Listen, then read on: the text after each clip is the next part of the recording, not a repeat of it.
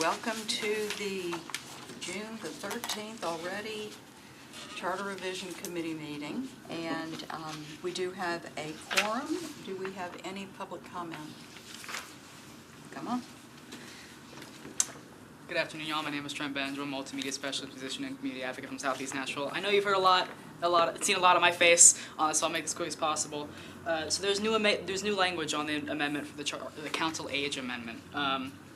Basically, just removes the age requirement entirely to run for council. I think this is a lot better. I think this language is a massive improvement over the language that we had before, as in the last meeting we voted down 2-2-2, but that was interpreted as a vote on the language rather than the idea itself. And this language is honestly a massive improvement because it kind of removes the sort of jarring reaction to seeing that, hey, we're going to let 18-year-olds serve on our council, when really we're just removing sort of age discrimination that was built into our charter when we passed it in 1962, if I remember correctly. Is that correct? I think so. Basically, this rectifies that age discrimination in our charter, and it's a whole lot better language. Thank y'all.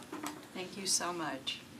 Seeing no one else, we will close public comment, and we're going to go ahead and move into reviewing the final charter amendment resolution, and I will call your attention to amendment number A, which is not the first page, but the second page on the back.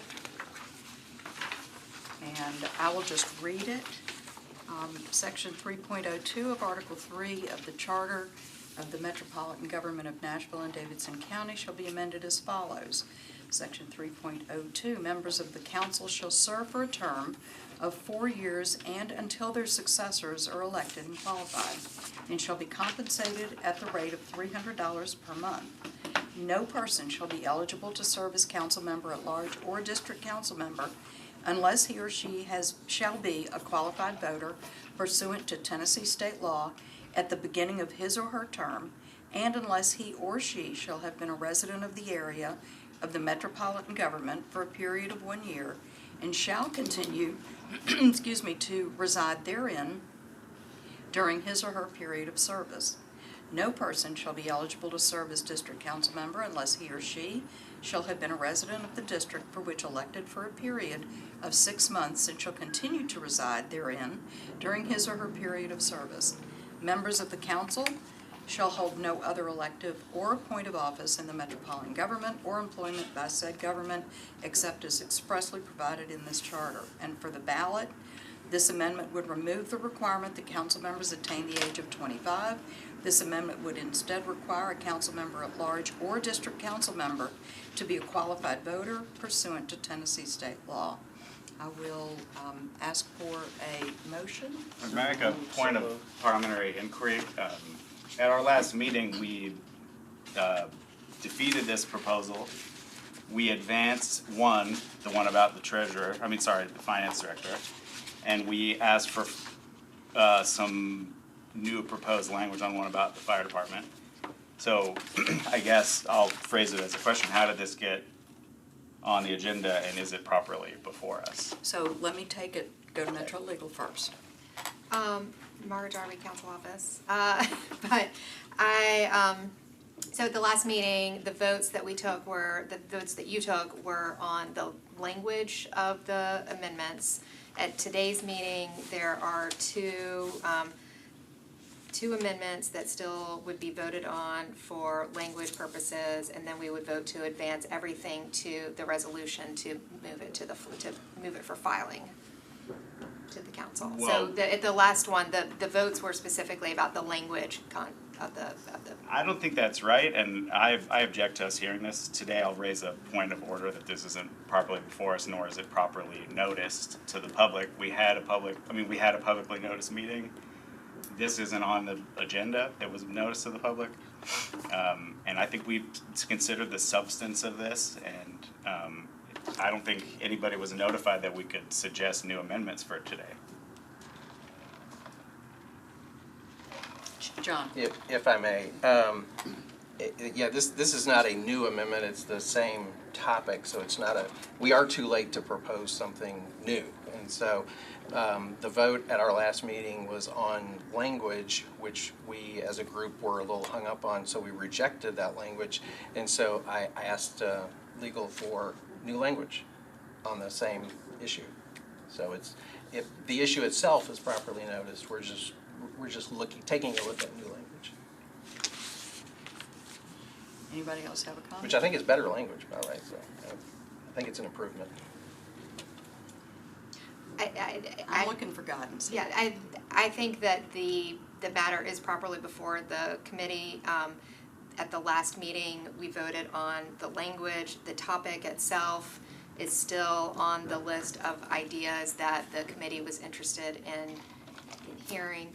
And the vote today would be whether to advance these items, to approve the language and advance it to be filed before the council.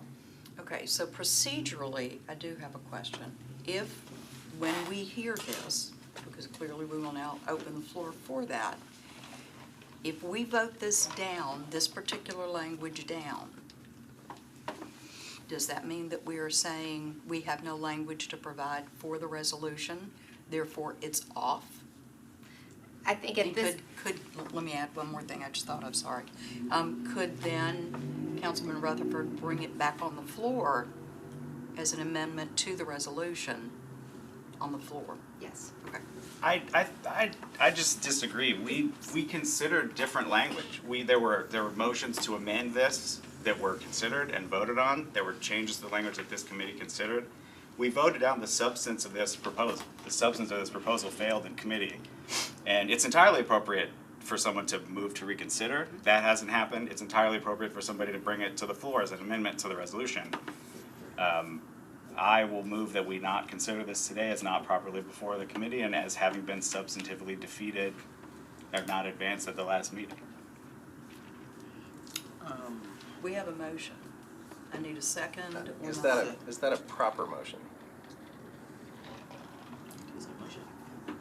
I think it is. I think you're fine to make the motion and Absolutely. consider that I motion. think it's up for discussion. We have to, The motion as a committee, we have to address it. The motion indicated that we had voted against the substance, which is not accurate. We voted against the language. So the motion's Absent- not accurate. But absent language, we could always have somebody move to reconsider the inclusion of this particular amendment because we have not voted on the resolution as written in totality. Am I wrong? I need you to say that one more time. I think all I'm saying is, we could always have if we have this conversation, say, yes, we can hear it, we also have the opportunity to bring it back up, to be reconsidered for inclusion or not. If we I reconsider- think right now you've got a motion on the floor We to do. not consider it, believe it's been seconded, and you're having discussion. I didn't hear a second. Did somebody second it? Oh, apologies, I thought that you did. No, there wasn't a second. So there is no second. Does somebody want to offer another motion? Like to reconsider? We can do that, right? A motion to reconsider would have to come from someone on the prevailing side Correct. of the motion. Right. And I move that we consider this It was- language. So, it was 2 to 2, so it just didn't, it just didn't, I mean, it guess failed the for failing lack is of. maybe the prevailing side. Right. That's what we get for listening meetings. Okay, so we're going to consider the language. I'm going to ask for a motion or a second to Mr. Rutherford's motion a moment ago to consider the language, and we will either vote it up or vote it down as a standard motion, and then we'll move forward from there, given that we had no second to your motion. Oh, yeah, no, I So, don't dispute okay, that. okay. So, we have a motion. Do we have a second for this motion? To consider this language. We have a motion. Mr. Cash has moved second. So, I'll open the floor for discussion. I'll just reiterate that I believe it is vastly improved language.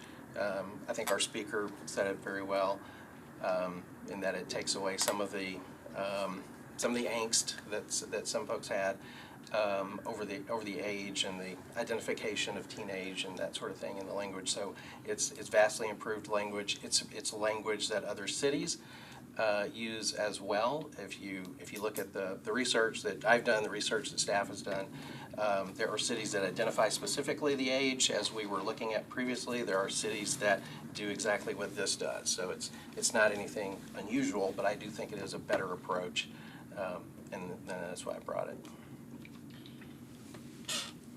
Council ladies. Yes, ma'am. As I was reading this, actually what jumped out to me is the fact that it says we'll be making $300, and nobody cared to change that. Like of all the things to change. But I do like the language. I'm sorry I missed the last meeting, but I think what he's saying is that if you're a registered voter, then you can run. Is that correct? That's exactly And it. so what about the age of? It is not Qualified. a registered voter. It is somebody who is qualified to register to vote. Ah, Better so if You you don't have Qualified to voter. actually be registered to vote. And but if you reach the age, the voting So, yeah. age, then you qualify. to- So it's 18, U.S. citizen, and have not been convicted of a felony, Okay. which is currently also All the other requirements of standards law. apply. All the standards to be apply. clear, not to run, but to serve. Yes. Correct. You can be under Or you 18 could to be- run as long as you're 18 by the time. That the time you're the serving. term. Oh, okay, all right. So that's okay. I think it's a better language, and if the voting age changes, then it goes with it. So you're not always having to reconsider that every time. Okay, all right. Yes, ma'am. That's what I wanted to clear up. Anybody else have any comment before I say something? Okay, I'll say something. I have concerns about the number of items that are going to be on the ballot. I know I've expressed it before. I share your angst over the emergent nature of the things that are on the ballot and fatiguing the voter with so many items on the ballot. And so for that reason, I won't support it now. Doesn't mean I won't support it later. But it means that for this particular iteration, I think that it's not emergent. May I? Absolutely. Thank you, Chair. As I've indicated at a series of previous meetings, I think this is timely for 2026. I look forward to wholeheartedly supporting it in 2026. I do not support putting this on the ballot in 2024. Everybody seems to think that transit is on grease skids to passage right now. I anticipate it won't stay that way. I also think that we are likely to have a timely discussion about the structure and the membership of our council. Not that we're going to lose our lawsuit, but I think it's timely to visit that in 2026. I don't disagree that the people of a district should choose their representative. And I don't think that a age restriction is something that we should impose on them or that the charter should. I think if they want to elect a person, they should be able to do that. I think the check there is with the voters. I've indicated that repeatedly. I don't have a problem with the substance of this proposal. I have a problem with the timing of the proposal. I also think that this is improperly before us and that we're opening up ourselves up to a challenge in front of either the commission or in Chancery Court if we advance this without it being properly noticed in front of the committee. But setting that aside, I don't think this is prudent to put on the ballot in 2024 if we are, and maybe we're not all of one mind about that, but I am primarily focused on getting transit referendum enacted in November. And I think every minute that we're talking about, and I mean this as representatives and as, you know, political figures in the community, every minute that we're talking about and defending this quite defensible and reasonable proposal, every minute we're talking about that is a minute we are not talking about the importance and the long-term benefits of the transit referendum that will be a hugely important moment for our city. And I, as a prudential matter, do not want to divert from the energy and focus behind that discussion. And it's for that reason that I do not favor putting that on the ballot in 2024. Madam Chair. Yes. I actually do disagree because I do think that when we want people to come to the ballot, we want to give them something they're excited about. And a very large group that we don't often turn out are the younger generation. The adults will come to vote always. Look at the statistics. It's the younger people that don't vote. And so if somebody sees that the age to serve is on the ballot, I think it's an incentive for them to vote. That's my opinion. And I think it would actually move people to come and vote. It does not stop us from talking about the transit. And I think that if we all inherently believe that this is a good thing to do, I'll say let's do it now. That's my personal opinion. So we can keep I want the transit to pass. I don't think this will affect it poorly. I actually think it will move people that will support transit. The people that need the transit the most are the ones that will be the younger age, and they will be one that will be excited about this amendment. That's what I think. I agree. There's no doubt that younger folks tend to vote. I actually think that is an argument for why this should be on the ballot in 2026, because the drop-off in youth voting is much stronger in midterm elections than it is in presidential elections. And so I actually see this, I regard that as another reason why this is timely and effective for 2026, not 2024. I think it's important to remind ourselves of a couple of things that were said at the previous meeting, and Councilmember Suara touched upon that. Number one is I don't think that it muddies the waters with the transportation vote, because we're talking about it intently now, but I think once it is on the ballot, if it goes that far, then I think all the talk is still going to be about transportation as it should be. But I don't think this muddies the waters in the sense that it's not a complicated matter. I wouldn't want to throw some really complex thing at the voter along with transportation that caused the voter to have to, read through a lot of stuff. And that would complicate the ballot, and this doesn't do that because it's very simple and to the point. As to 2026, if this doesn't make it now, I would certainly be supportive of it in 2026. But I think we do a disservice by not considering it now to the people who might run in 2026. Because typically, by the time this would become effective for 2026, if it passed, you're past the point that most people would start considering a run for council and planning and all that goes into a council run, as we all know. And so it would be a little short, we'd be shortening their window for running, where if it passes now, planning can take place on a normal basis for the folks that might run that might not otherwise be eligible. So I think we do them the best service by putting it on the ballot now. Any other comments? I will add, I recognize that latter point. As to I just want to be clear, I'm not worried about confusing voters. I think voters can handle complexity. That is not the nature of my concern. It's not about voter confusion or complexity.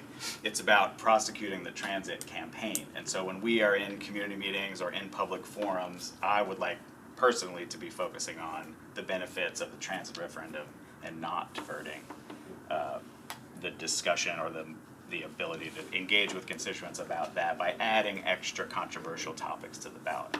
That's the nature of my concerns about actually winning the transit campaign. Any other questions, comments, any other discussion? Seeing none, we'll call for the vote. All in favor, please raise your hand. 4 in favor, all opposed, 2, and obviously no abstentions.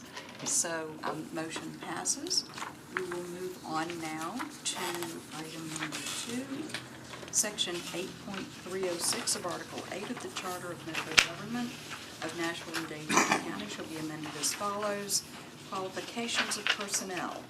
After the effective date of this charter, no person shall be eligible to appointment to any position in the department except as a regular salaried employee in the classified service. Every appointee shall meet such fiscal requirements as shall be prescribed by the Civil Service Commission and shall comply with all applicable rules and regulations of the Civil Service Commission.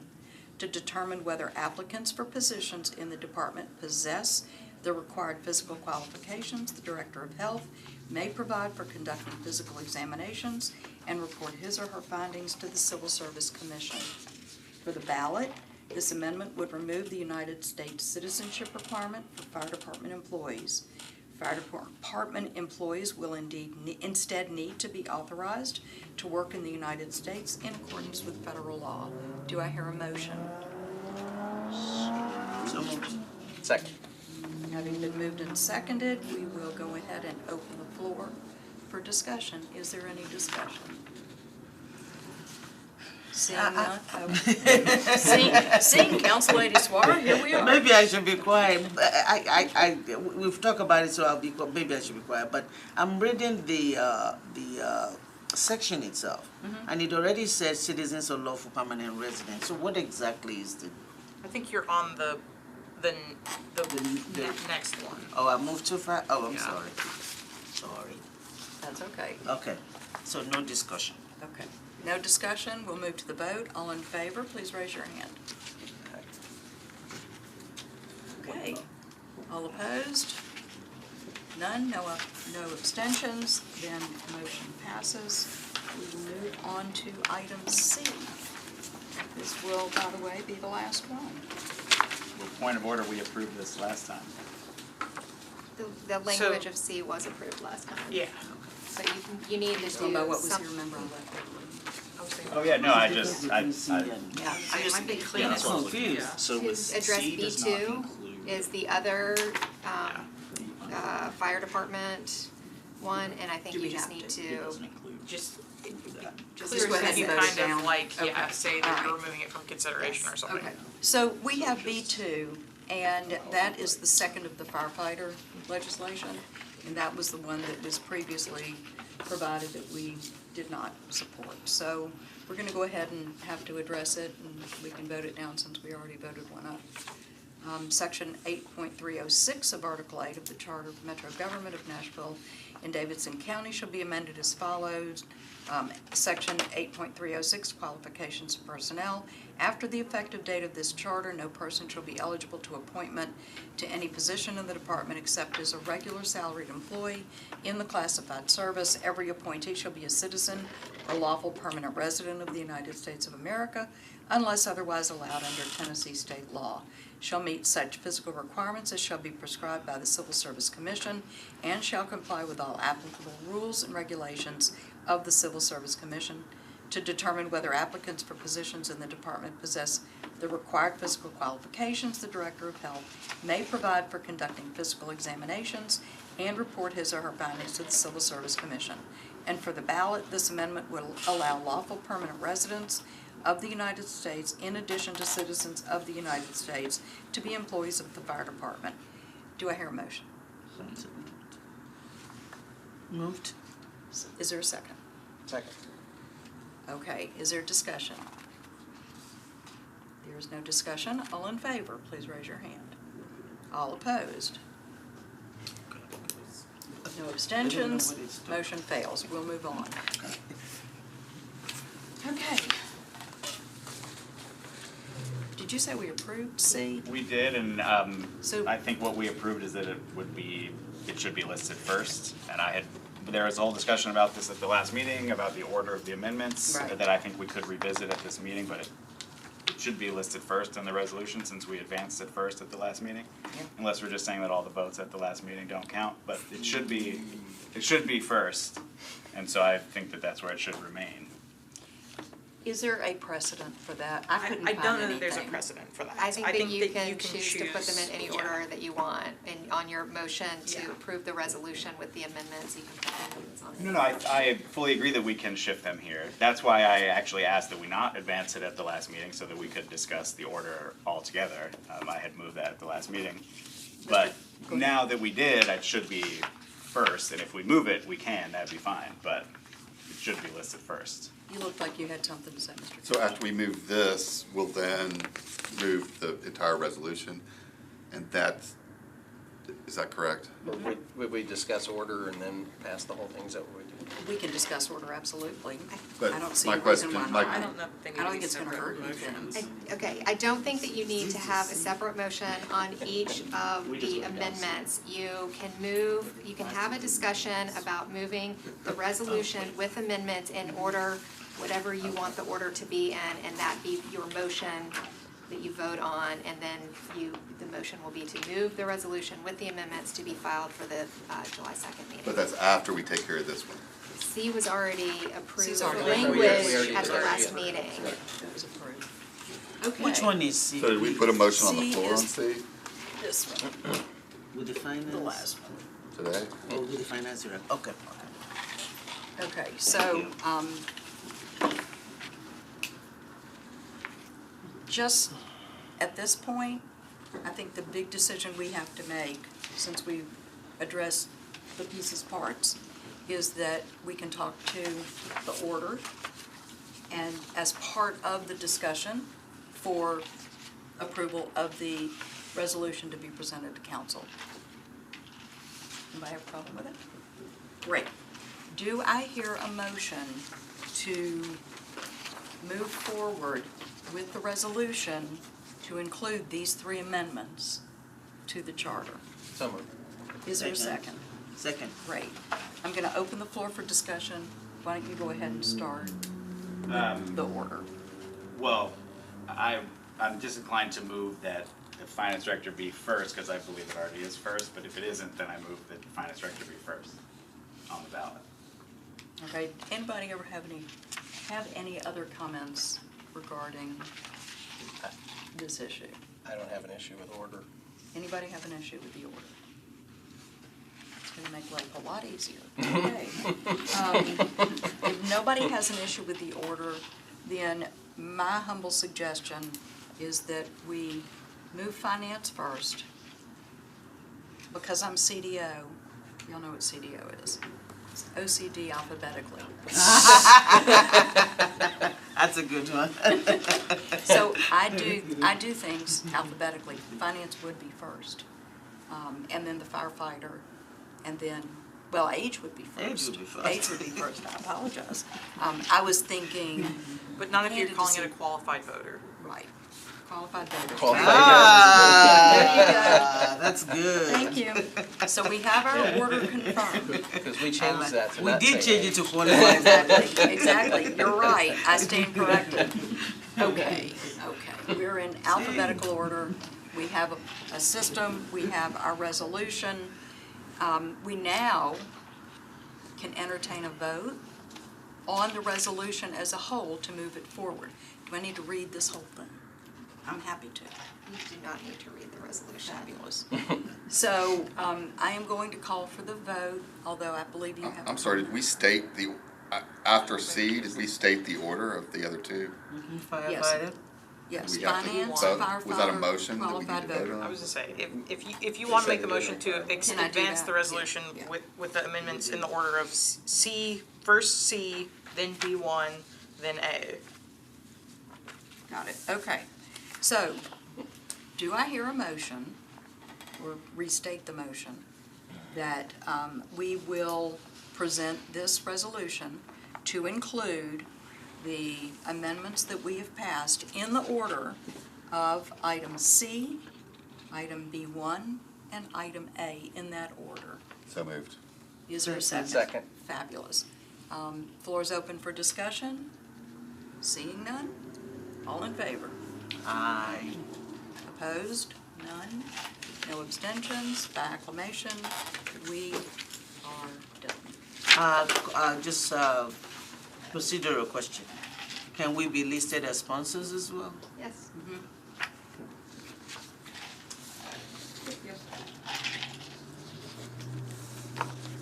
We are adjourned, ladies and gentlemen.